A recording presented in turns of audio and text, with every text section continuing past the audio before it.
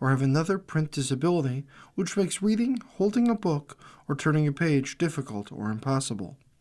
The content is copyrighted by the respective publishers. For more information, please visit us on the web at nfradioreading.org.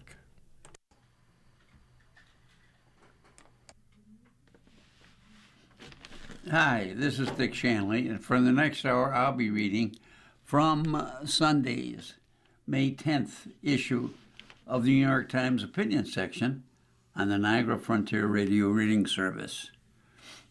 First article is written by Jamel Bowie, Living in an America That Doesn't Exist. Today is a triumph for freedom as huge as any victory that has ever been won on a battlefield. President Lyndon Johnson declared as he signed the Voting Acts right on August 6, 1965. The act put the final nail in the coffin of American apartheid and opened the door to something that looked worthy of the name democracy.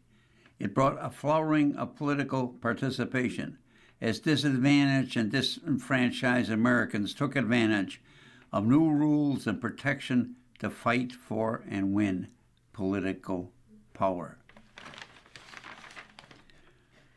The change was most transformative for Black Americans who seized on the passage of the law to win local, state, and federal representation at numbers not seen since Reconstruction. In 1964, there was just a handful of Black office holders at any level of government in the South. By 1980, hundreds of Black Americans had won local and state office. With that said, it took a major amendment to the Voting Rights Act and Supreme Court decision to give Black Americans the opportunity to win more than token representation in Congress. In 1982, Congress authorized the amendment of the VRA to combat disparate impact on voting and electoral outcomes.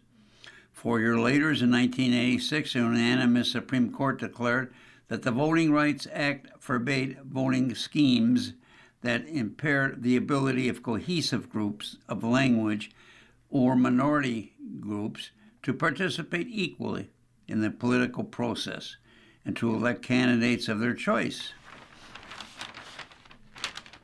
Following this decision, states across the country, especially in the South, used the 1990 census and redistricting to create majority-minority state legislatures and congressional districts where Black voters could elevate Black lawmakers and officials to federal office. With this decision in Louisiana versus Calais, the Republican-appointed supermajority in the Supreme Court has delivered the latest in a string of decisions that have weakened the Voting Rights Act's ability to stop racial discrimination in voting and to secure fair representation in both Congress and state legislators. Led by Chief Justice John Roberts, the conservative justice has sidelined lawmakers, invented doctrines, and ignored their own rules and procedures in a relentless drive to trim the act beyond all recognition. In this case, the court gave Republicans-led states in the South the tools necessary to destroy majority-minority legislative districts under the guise of partisan gerrymandering, newly blessed by the court as a legitimate aim of state lawmakers. As a tool, the majority-minority district functioned as a prophylactic, an obstacle to politicians who might want to undermine or eliminate minority representation for invidious reasons. As long as those districts exist, these communities, formed by historical circumstances shaped both by past discrimination and present-day disadvantage, will have some representation in their state legislature and Congress. It is less likely that it'll be ignored, neglected, and left for themselves. For the Roberts Court, however, these districts are little more than racial entitlement, to borrow a phrase from Justice Antonin Scalia. In the court's view, you may have the right to vote, but you don't have the right to representation, and certainly no right to representation that supports racial classification. As if the government is the reason that black Americans see themselves as discrete in particular community, or outweigh a state purported right to engage in partisan gerrymandering. Excuse me. In the case of a colorblind constitution and the equal protection of the laws, then the Supreme Court has given the green light to a gleeful attempt to end black political representation at the state and federal levels. And as long as there isn't clear evidence of intentional discrimination, it passes constitutional muster. At a minimum, the 14th and 15th Amendment to the Constitution were written, passed, and ratified to end the subordination of black Americans and ensure the representation in the political community. It is perverse that this Supreme Court has used both amendments to facilitate what might become the largest reduction in black representation at the federal and state levels since the end of Reconstruction and the redemption of the South. Here we see the problem with conservative colorblindness. A constitution that doesn't see color is a constitution that cannot see group inequality. And worse, it is a constitution that reflects the inequity through the willful blindness to the plain realities of our society. If the Supreme Court is going to act as a partisan institution, then the only path worth taking is to discipline and transform the court with all the tools Congress has at its disposal under the Constitution. Beyond court reform, Americans have to reacquaint themselves with constitutional thinking, with the idea that we, the people, make constitutional meaning. To the extent that the Supreme Court claims broad authority to say what our Constitution means, it is a large part because we have given this authority to the justice through our indifference. It may be that the first step in truly reigning in the courts is to remember that the Republic and the Constitution that brought it to it is meant for us. It is ours to interpret and ours to transform.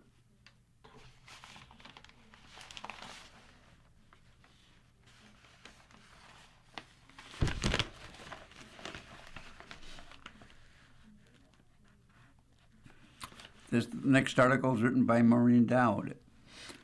My TED Talk. A woman I knew dated Ted Turner before Jane. I was fascinated. Did that kinetic kingpin ever sleep? Did the mouth of the South churn with bulletins 24 hours a day, like his amazing creation CNN? 10 rested sometimes, she assured me, but she was a character, she said. But he was a character, she said, recounting the story of the first time she visited Turner at his home in Georgia. As she got out of the car and walked toward the door, Turner swept out to greet her. He was dressed like Rhett Butler and was playing the music from Gone with the Wind. He scooped her up in his arms and carried her inside. Turner was, as his third wife, Jane Fonda, said in a tribute when he died at 87 on Wednesday, a deeply romantic, swashbuckling pirate. His idol was the ultimate semantic swashbuckler, Clark Gable's Rhett Butler. Turner named one of his sons Rhett. Ted bought MGM so he could own Gone with the Wind. Fonda told me in 2020 interview, I mean, Gone with the Wind? He lives by that. The land is the only thing that matters, Scarlett. The land is the only thing that lasts. That's why he owns 2 million acres, because of Scarlett O'Hara. When Turner created Turner Classic Movies in 1994, I will always love him for that. He introduced it with his favorite movie, the same way he introduced TNT Network 6 years earlier. Turner was a wild man. He was known for giving friends tours of his Flying D Ranch in Montana pointing out all the places that he had made love with Fonda over the years. He had stumbled, of course, as he pursued superfragilistic, palidocious dreams. He roiled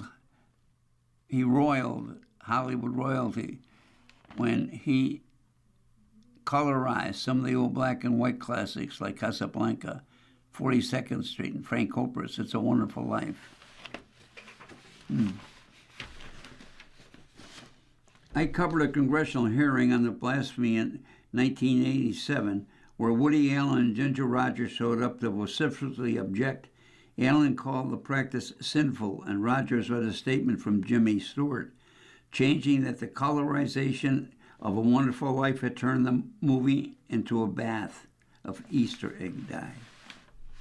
Turner himself was so colorful that he probably couldn't imagine life or art continued being black and white, but he backed off. He created TCM, a cherished cable channel dedicated to film preservation after acquiring the MGM Film Library. By the way, Woody Allen and Ginger Rogers are ubiquitous on TCM in glorious black and white. Despite his sins, including philandering, bigoted remarks, and public misbehavior, his flair, his imagination, tenacity were irresistible. The first all-news round-the-clock channel began to click during the Persian Gulf War in 1991. During the bombing of Baghdad, President George W.H. Bush groused, "I learn more from CNN than I do from CIA." Unlike today's greedy and soulless tech billionaires, Turner had fun being rich. The lords of the cloud aren't swashbuckling, they just are buckling to President Trump. Even though his father's crippling debts in his billboard business helped drive him to suicide, Turner never seemed to worry about skydiving into debt. He bought the Atlanta Braves, promoting the team with wet t-shirt contest, and later he taught Hanoi Jane how to do the tomahawk chop. His right-wing politics had mellowed by then, and once he began taking lithium.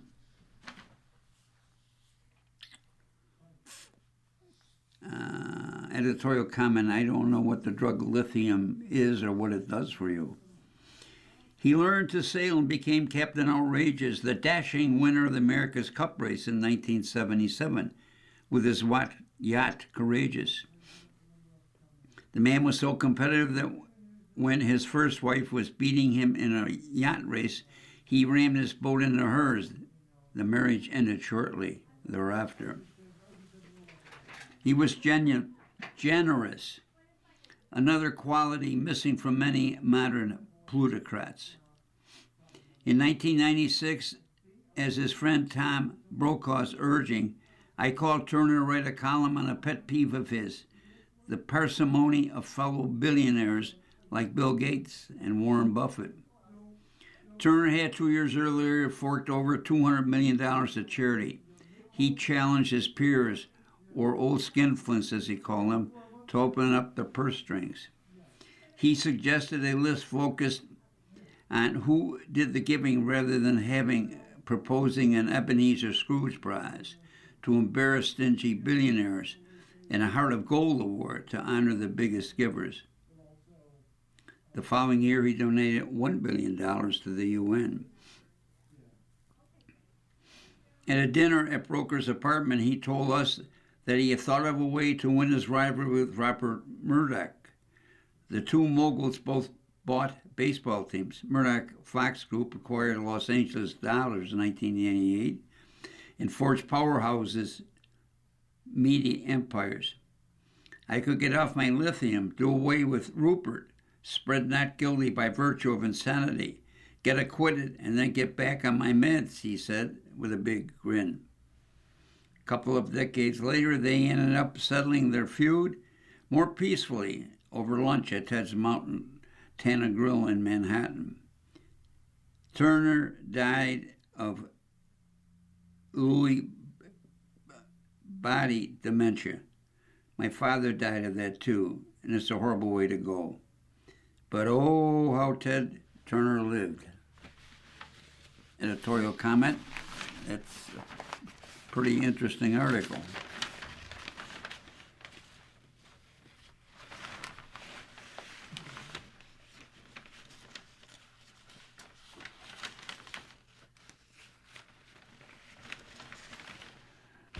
Maybe the U.S. has already effectively let NATO.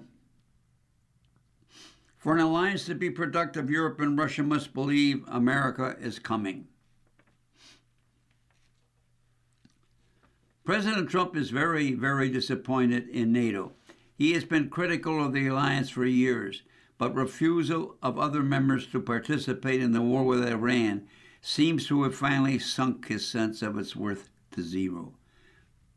Perhaps permanently. I was never swayed by NATO, he told a British newspaper in April. I always knew they were a paper tiger, and Putin knows that too. By the way, he said. Earlier this month, Pentagon officials announced that they were pulling 5,000 troops out of Germany after a spat between Mr. Trump and Friedrich Merz, Germany's chancellor. The president said that he was considering similar withdrawals from Italy and Spain.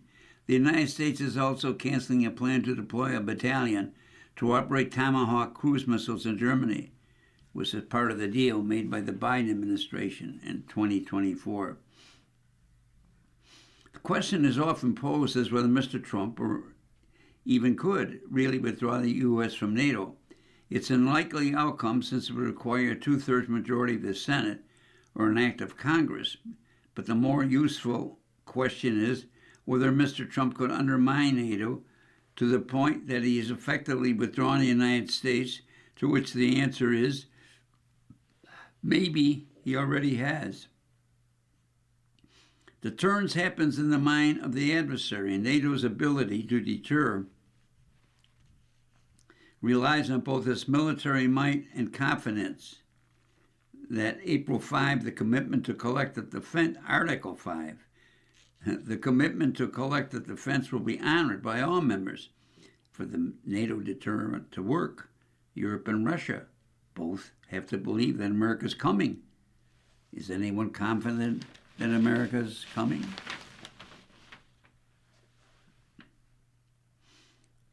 In Mr. Trump's second term, however, obsequiousness is no longer enough. His administration policy on Ukraine has been to negotiate on terms largely set by Russia. And Mr. Trump has often treated Russia more as a potential partner rather than as an adversary. Many Europeans saw Mr. Trump's threats in January to annex Greenland as proof that the U.S. government does not respect international law, acts unilaterally, and uses force to get what it wants. And he hoped that Greenland was an aberration rather than a precedent, was dashed with the war against Iran. The war in Iran is an economic disaster for most of Europe. The near-complete closure of the Strait of Hormuz, through which about 20% of global oil and gas exports flowed before the war, and has driven up energy prices, increased inflation, and smothered the timid economic growth that was underway. German government has halved its growth forecast for 26 to 0.5% because of war-related price increases.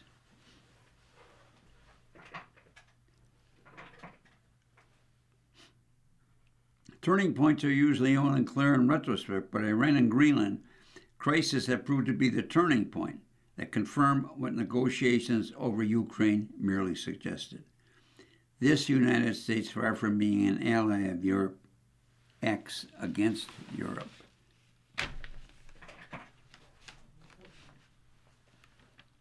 In response, Europe is quietly reimagining what deterrence and defense might look like with limited U.S. assistance.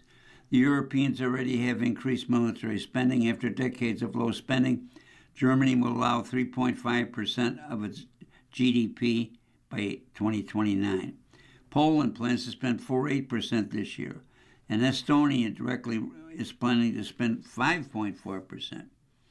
There are more Europeans than there used to be in command posts, doing more so that the Americans can do less. And there are initiatives to develop stockpiles of domestic deep strike precision missiles, essentially European tomahawks. The task is monumental and require more than just replacing U.S. weapons and personnel. The U.S. approach to planning and waging wars has shaped Europe's defense for decades. A Europeanized NATO will have to develop a European way of deterrence and defense that reflects the continent's political culture, geography, and resources. It will need political leadership, which could take in the form of existing informal E5 format, compromising France, Germany, Italy, Poland, and Britain, or the coalition of the willing, the group formed in response to the war in Ukraine, in which the U.S. has only a supportive role.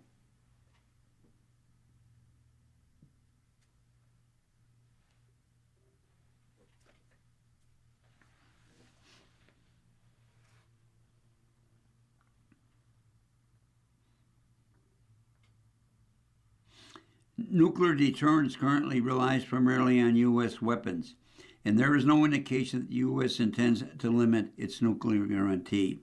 But both France and Britain, which have their own nuclear weapons, are reviewing their policy. Last June, the two countries signed a new nuclear pact to intensity cooperation, and in March, President Emmanuel Macron announced that France would expand its arsenal and increase cooperation with neighboring countries, with an eye toward creating a European deterrent. Europeans are not naive. NATO countries are stronger together, and Europe cannot maintain the same level of defense without the U.S. But the risk of an unreliable Washington is real, as is the risk of Russia that believes in Washington to be unreliable. There is a path incremental cooperation to responsibility sharing in the interest of both sides, to a relationship that is newly balanced, pragmatic, and unsentimental. There's also a path to chaos and hostility, and a relationship that is changed beyond repair. Europeans may hope for the former, but it's prudent to be prepared for the latter.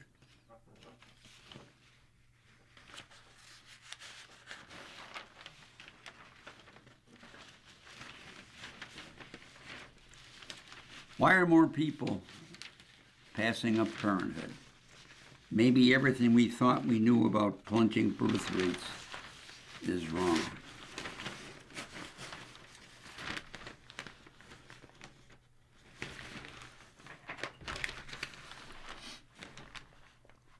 Raleigh Riviere and her husband had spent 5 years fine-tuning their parenthood plan. In 2025, they would move from Los Angeles, where they had been living since the 23, back to Miss Rivera's hometown of Minneapolis, where they could afford to buy a home and start a family. We both have been baby and kid crazy for our entire lives. They had planned to start trying when Miss Riviere turned 30, a birthday she celebrated last summer. But that same year, everything that had felt stable started to crumble. It began with the Palisades and Eton fires, decimating parts of the city they call home. The prospect of a first-time home buying credit, something Kamala Harris had campaigned on, had disappeared. By summer, Miss Rivera's parents in Minnesota were choking on smoke drifting from the border from Canadian wildfires. Her husband is a citizen, but he is Mexican-American. She worried that the racial profiling policies put a target on his back. Miss Rivera, who has a master's degree in public health, worried about sending a future child in school with unvaccinated classmates. We felt like we worked hard on ourselves, making sure that our finances and our health and everything was in order, she told me when we spoke in August. And those plans are on pause right now because everything is, it's just impossible to know.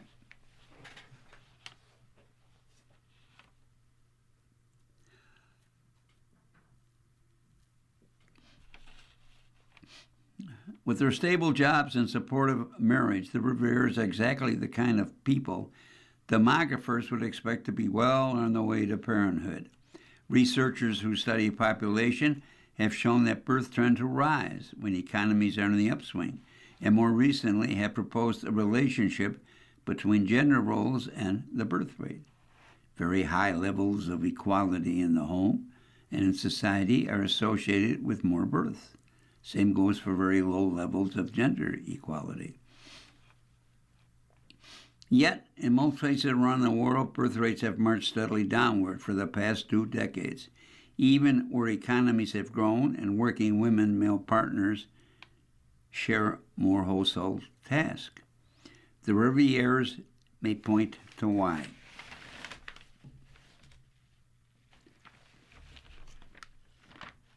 The collective reluctance to procreate is perhaps more glaring in the Nordic countries with their stable economies, strong safety nets, robust family policies, and equitable gender relations. They maintained relatively high birth rates through the early 2000s.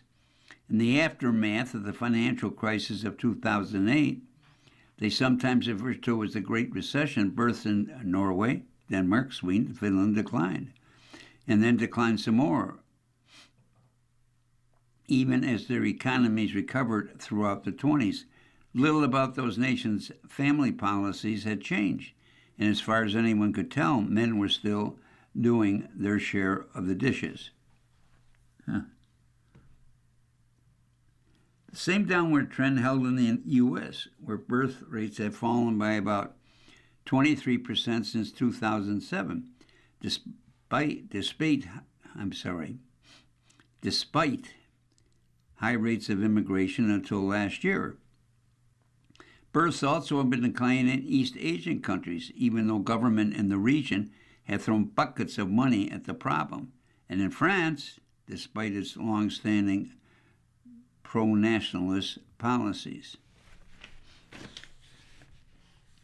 This is not simply a matter of affordability, the buzzword so often invoked to explain why people are choosing to have smaller families.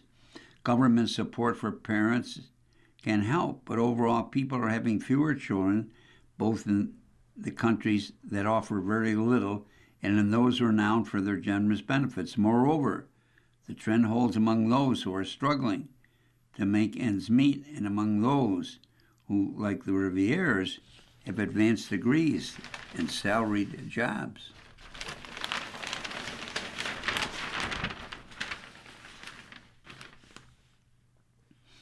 What unites these desperate cultures, policy environments, and demographics, researchers are now realizing, is young people's inescapable and crushing sense that the future is too uncertain for all the lifelong commitment of parenthood. Call it the vibes theory of demographic decline. Future has never been assured, but it feels as though we are living in a time of spectacular uncertainty. In the U.S., job tenures have contracted and income volatility has risen. Life expectancy, once an inexorable march upward, has fallen for less educated women and men. Many of the forces our economy is built on, AI, immigration, global trade, feel distressingly volatile. Disruptions, once a byword for a disruption or problem, is the governing ethos of a terrifying, powerful sector of our economy. The rise of prediction markets has turned the world into one large casino. The climate crisis is spiraling, as are the most costs of everything that could enable parenthood, whether it's a roof over one's head or child care. The past half-century has brought us breathtaking inequality, accompanied by a sharp decline and social mobility. The two generations currently of childbearing age bear the psychological and financial scars of coming of age amid world-scale catastrophes. Older millennials entered the labor force during the Great Recession. Many watched their parents lose their jobs. Members of Gen Z, whose lives were upturned by the COVID-19 epidemic, now find themselves completely against AI for entry-level jobs and even prospective partners. The man running America seems single-mindedly devoted to the chaos of home and abroad.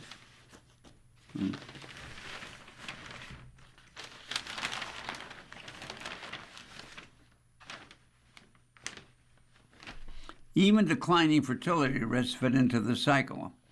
How will society function if each generation is smaller than the last? The Gen X writer Astra Taylor calls out the age of insecurity. The Gen Z writer has described the end of predictable progress. Gen Zers' uncertainty about the future can't be captured by the usual metrics or enter neatly into a spreadsheet, but it may be that X factor in the global parenting freefall. Danielle Vignoli, a demographer at the University of Florence, had been cautiously optimistic in 2008 when Italy's fertility rate reached nearly 1.5 births per woman, still below the 2.1 that is typically necessary to keep population levels stable in the absence of immigration. But the highest rate since the 80s, we were all celebrating this new spring of fertility, this new spring of demography in Italy. Then the Great Recession hit, and fertility declined not just in Italy, where today it stands at under 1.2, but all over Europe. No existing democratic theory could explain the near uniformity of this decline across the continent, which continued irrespective how deeply a country was affected by the recession or how swiftly it recovered. It became clear to Professor Vignoli that structural factors such as employment status or the housing market, while important contexts, do not tell the whole story of where people see themselves in the future. Raising children is an inherently forward-looking project, and in Professor Vignoli's analysis, increasing exposure to a volatile global economy and accelerating technology change make it hard for young people to project a path forward with even a modest degree of confidence. In one study, Professor Vignoli and his co-authors found through people's current job situation, whether they had long-term or only temporary employment, influenced their decision to become a parent. Equally influential was their sense of their future. Prospects that whether this job went away, they could find another at comparable pay. That sense is a function of both real-world conditions and individual temperament. Resilience toward unexpected outcome, as Professor Vignoli states.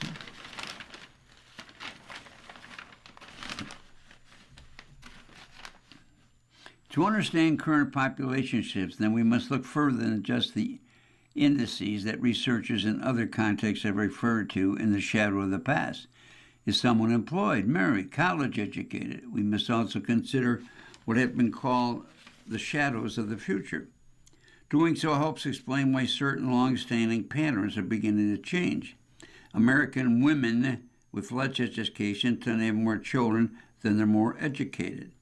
That was true in the era before birth control became available and marriage ceased to be effectively compulsory, but it was also have reward when women had more choices.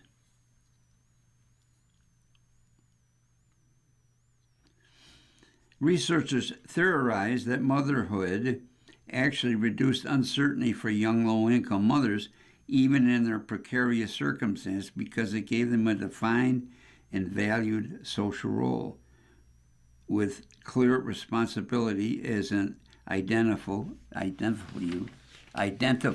path.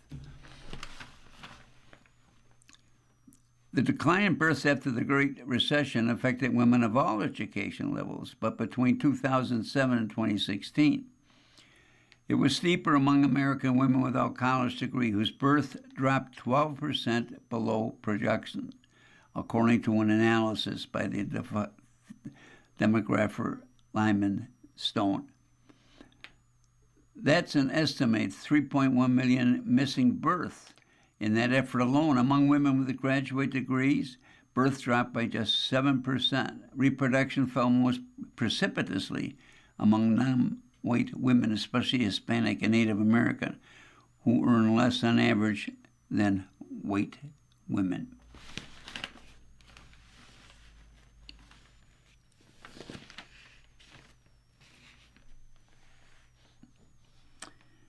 Like nearly every other scholar I spoke to, Dr. Connell emphasized the need to clarify the concept of uncertainty and refine ways of measuring it. Perhaps the simplest way is to just ask people how they feel about the future. Demographers are doing this via the Generations and Gender Service, which queries 10,000 respondents per country in over 24 countries every 3 years. A new set of questions ask how worried people are about things like climate change, high unemployment, military conflicts in the future. Daniel Schneider, a Harvard sociologist, sees the connection between uncertainty and fertility as a middle ground between the two sides of what he called family wars, those endless culture debates in which the right pushes old-fashioned family structure and treadwife moms against schooling 10 kids. Solving the problem with one-off personalized gestures, such as a tax break for having children, has proved little and futile and time again. To truly make a change, policies must take a holistic approach to making lives and systems that are more conducive to having and raising children, and more conducive to living a happy and secure and healthy life as a person.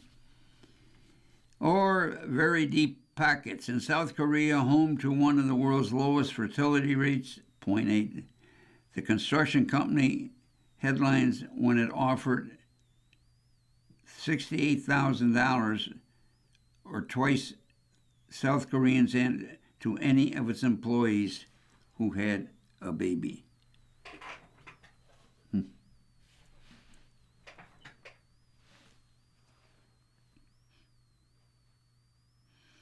There is, however, one low-cost fertility policy that actually seems to work: faith, perhaps the original uncertainty reduction strategy. Religion has long been associated with big families. Groups such as the Amish, the Mormons, all ultra-Orthodox Jews, and the Hutterites are known for their higher-than-average fertility. In a 2000 book, Honest Christian, the Catholic University America economist Catherine Pekelock and a colleague interviewed 55 American women who had 5 or more children. All were religious. Faith offers multiple levers of assurance, teaching that humans are part of a cosmic chain. Having children is a moral virtue, and God will provide for them. On a practical level, faith offers a real-made community that affirms and supports family life. But while certain denominations, such as Orthodox Christianity and Catholicism, are seeing an increase in converts, overall, more Americans identifying as knowns of having no particular religion. Of particular relevance is the rate at which women are fleeing the fold.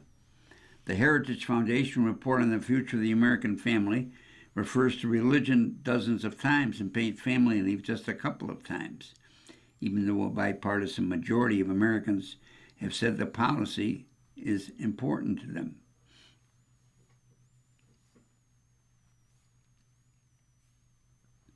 Claire Sikowski, a 28-year-old, who works part-time as a manager of a therapy practice, said she would welcome federal paid family leave, not that Congress is offering. She has always loved children as a high schooler in Green Bay. She babysat and ran the activities for a summer. I love their naivete and innocence, she told me. I just think kids rock. Mrs. Zankowski has been with her boyfriend for over 7 years. And children have been part of the discussion since the two first got together. But lately she has been appalled by the atmosphere and worries about how AI will affect society. The news every day is crazy, and it's been that way for a while. It just feels like we're living in a reality word time. Beyond paid leave or universal health insurance for that matter, she yearns for something deeper, a sense of security, something that she has yet to experience in America in her adult lifetime. I feel like there'd have to be, I want to say, a revolution, but basically big political change, like a moral awakening on everyone, she said. She had been looking for a full-time, higher-paying job to set herself up for parenthood, but found that the search to be successful, she gave up. I know there can be negatives who are not planning ahead, she told me, but who even knows what the future holds? When I spoke to Miss Riera again in early April, she had some happy updates. A number of her close friends had become pregnant, and development had sparked her in a newfound sense of urgency. My very best friend is due in July, and that was a pretty instant feeling. She said she found herself lying awake at night thinking, I can't give up, there's no choice, I need to support her, and I need to keep working to improve the world. Then, while poking around online, she and her husband stumbled into a beautiful home in Minneapolis, not far from her parents and grandma, and she decided to go for it. Mere days after their offer was accepted, the Department of Homeland Security descended on the city, watching members of their community rally to protect one another further bolsters a sense of urgency. I really think witnessing the bravery of the people in the place that is becoming our home again kind of shifted something for us, she said. Perhaps this was a world in which they could have a child after all. Their change of heart hasn't completely banished fears that she described that summer. I know that it's going to be really scary, she said, but the moment she and her husband allowed themselves to imagine becoming parents, extreme baby fever overcame them both in a way that feels actually crazy, primarily really emotionally intense, she said.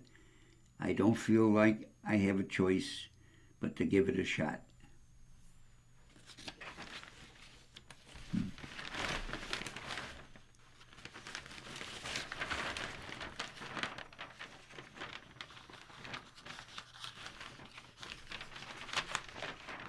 A message to Cuba's president.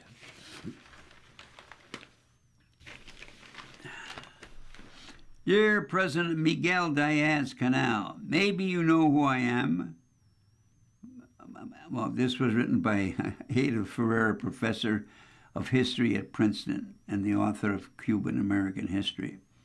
A few years ago, I published a history of Cuba and the United States that was based on decades of research on the island. When it won an award, the book was reviewed in your official newspaper, Granma, which said that it was good in the 19th century, but that my interpretation of Fidel Castro's revolution was questionable. On that point, many Cubans in Miami agreed. I was born on the island in 1962 and immigrated with my mom the following year. She left behind my 9-year-old brother, believing that would be reunited in a few months, maybe a year or two at most. He didn't join us until 1980 during the Mariel boat lift. My father, too, left the son in Cuba. It's a familiar story. As an old man living in Miami Beach, my dad, who had a 6th grade education, discovered that he loved to write. He wrote poems and autobiographical sketches. He drafted political proclamations, most of which I did not agree with. He also composed letters to to Fidel. In the first dated April 19, 1993, he wondered what a letter from a humble Cuban who had left the island more than 30 years might signify for its famous and powerful recipient. He immediately answered the question for himself. I think nothing. He wasn't sure Fidel would even read it. Still, he wrote in a matter after missive, he repeated, it is time, Dr. Castro. For what? He put it differently on every occasion. Time to end the deception, time to leave the destiny of Cuba to young Cubans, time to abandon communism, or as he wrote in 2005, to bequeath the history, the gestures of greatness that will make you the bravest politician of all time. He was appealing to Fidel's sense of supreme self-importance. In all the letters, my father's basic message was clear. It was time for a change.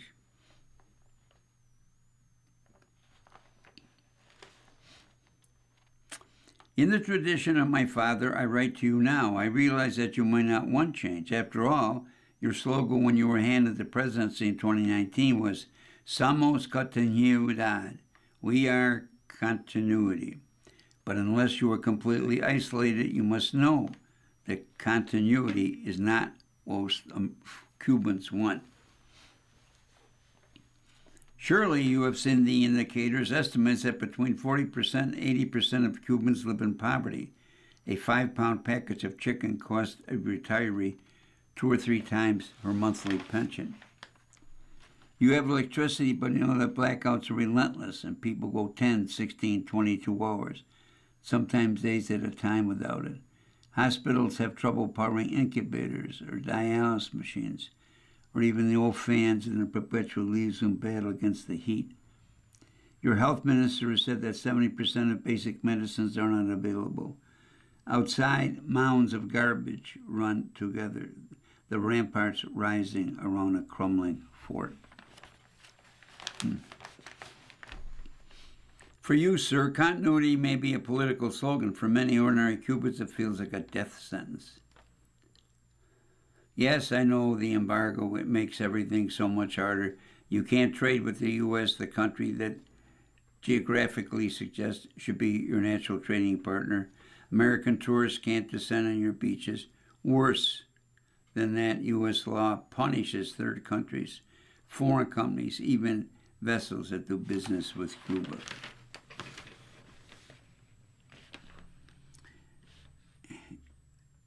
An editorial comment.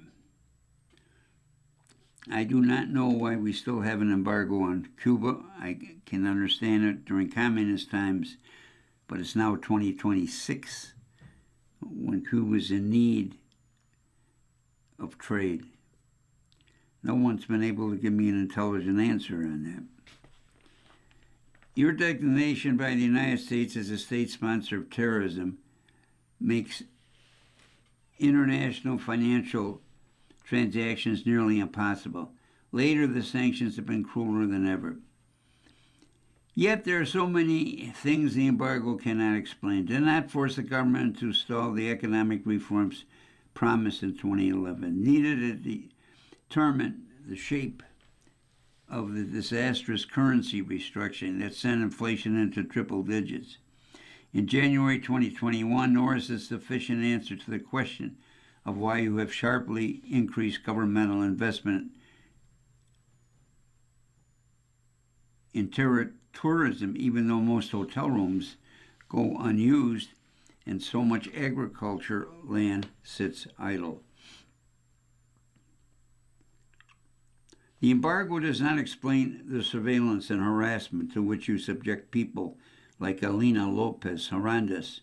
A historian holds silent virtues once a month at Larry Park as the provincial capital. Mantaza, often carrying a blank sign to symbolize the absence of basic freedoms. It does not explain why artists such as Luis Manuel Otero Alcantara and Michael Orzabal languish in prison for their art, their voice, their example. You condemn the embargo all the time, blaming it for everything that is wrong with Cuba. But complaining cannot stand for its policy. Tell me, or better, yet tell the Cuban people that it is your plan to deal with the fact that the embargo exists. What is your plan for trying to negotiate its easing? Do not take this letter as a defense of U.S. policy toward Cuba, much less a call for military intervention, which I do not support. My dad wrote letters to the President of the United States as well as to Fidel. My equivalent would say something simple. Cuba is not yours for the taking.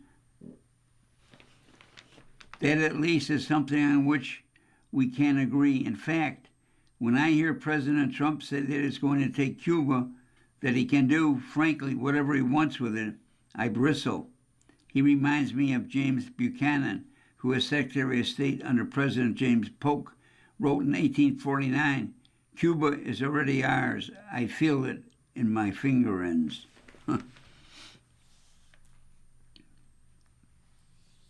I can't help but think of Jose Marti's warning about the U.S., how it was ready to sweep down, take Cuba, and then extend its reach into Latin America. My students read the Platt Amendment, that humiliating law that gave the United States the right of intervention in Cuba. I tell them about Juan Guilberto Gomez, the journalist and political born to enslaved parents, who warned that granting the U.S. this right was akin to giving it the keys to our home.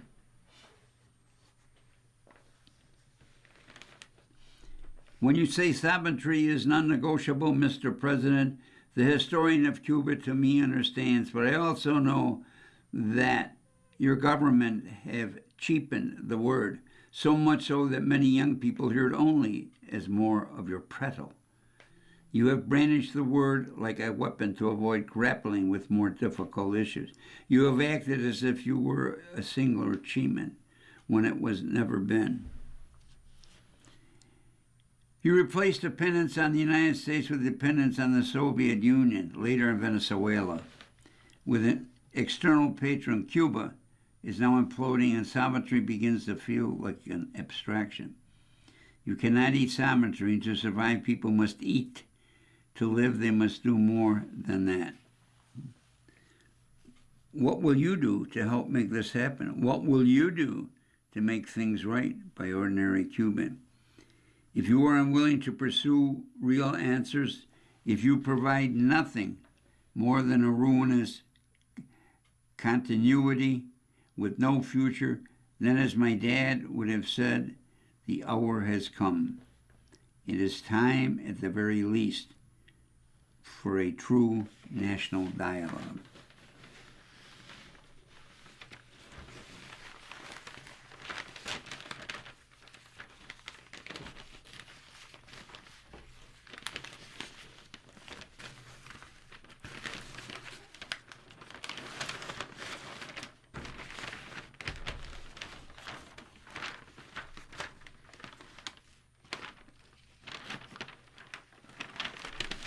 Letters. A dairy farm's last days expose a broken system. To the editor, the last days of Buster Ridge. This article offers a clear picture of the personal toll that losing the family dairy farm brought upon Brad Watson and his family. However, we did not get clarification on an important point. His milk check came every other week. Where does the milk check come from? Is there only one place in this country to get your milk check? Is this how other dairy farmers make money selling their milk? The milk check just comes. It is our economy so inflexible and top-heavy that the only one outlet for profitable milk sales as a family producer. I am a physician, not a farmer, and I can't help but draw parallels from the Watson's experience to what has happened in healthcare. Everybody is just waiting for the milk check. Many craftsmen and professionals in America have seen their products or labor lose economic viability. Often this can be traced to the failure of local markets. In many cases, large corporations control the flow of the product, set prices, and ultimately the reimbursement to those who actually produce value in the economic system. Some doctors are waiting for their milk check from the insurance companies. They don't get to decide how much they get paid. Instead, they keep the doors open while reimbursement rates decrease and costs increase. Well, these independent doctors are forced to close their offices. Their practice becomes, as the Watson banker told them over their farm, a hobby, not a business. Editorial comment, that's a little scary. If the doctor has to continue his practice as a hobby. To the editor, reading the heartbreaking article, at times through tears, set off a flood of childhood memories of our dairy farm. We must never take for granted our easy access to safe, wholesome milk, which is available because of people like Brad Watson, my dad, and so many others like them. These unsung heroes must balance the freedom of being their own boss while looking to the future, facing risks that are beyond their control, weather, milk prices, increasing costs. There's always next year until there is not. Only now, as I approach retirement, do I see my dad's indomitable patience, perseverance, courage, and optimism imbued me with some of those qualities to inspire my pursuit of an equally uncertain career in classical music. If only while I still had the chance, I could have seen that and thanked him. Gary Fisher, Pittsburgh, New York. To the editor, I wept for the Watson family and the loss of its dairy farm. When I was a child in the early 40s, my uncle Portenhart Judy taught me, his town girl niece, to milk a cow on the family farm. He also helped me drive a tractor, feed livestock, and muck out barns. Uncle Porter went to the U.S. House of Representatives, serving Virginia's 2nd District with distinction. 1947 to 1969, I became his city girl, starting a writing career at the Richmond Times-Dispatch. But the lessons of farm life, including reverence for nature, respect for the land, and an understanding of what we mortals owe one another, were the truths he taught me. They cannot be learned beside an automated milking machine. I'm certain that generations past have given thanks for the work of generations of Watsons. I wish the present and future generations peace and success. Frank Moreland Rhines of San Francisco.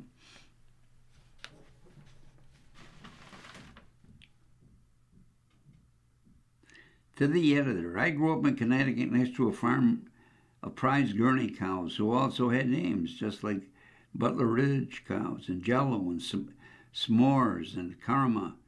One another of the Harmony Farm herd would sometimes wander into our front yard, grazing contentedly on bluegrass.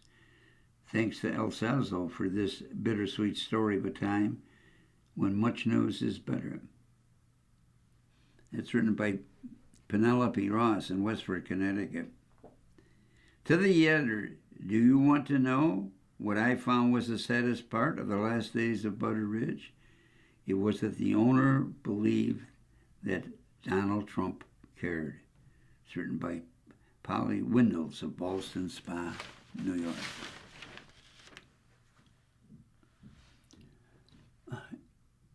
You have been listening to a reading of articles and features from Sunday, May 10th, issue of the New York Times opinion section. We read from the New York Times opinion section every Sunday at 2 p.m. Your reader's been Dick Shanley. Thanks for listening. Coming up next in the Niagara Frontier Radio Reading Service, we have a reading of the New York Times Arts and Leisure section, followed at 4 by a rebroadcast of this morning's Buffalo News. Please stay for these readings and more throughout the day, and feel free to contact us with your comments, suggestions, with any questions you may have. The following program is intended for listeners who are blind, have low vision, or have another print disability, which makes